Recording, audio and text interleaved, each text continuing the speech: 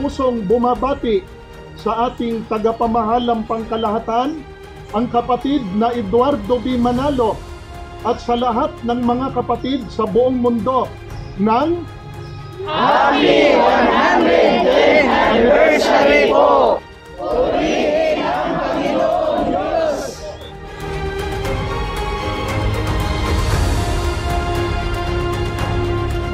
Sa ating pinakamamahal na tagapamahalang pangkalahatan, ang kapatid na Eduardo V. Manalo, at sa tagapagugnay ng mga kapisanang pansambahayan, ang kapatid na Angelo Eranio V. Manalo, at sa lahat ng mga kapatid sa Iglesia ni Cristo sa buong mundo ng Happy 110th Anniversary po!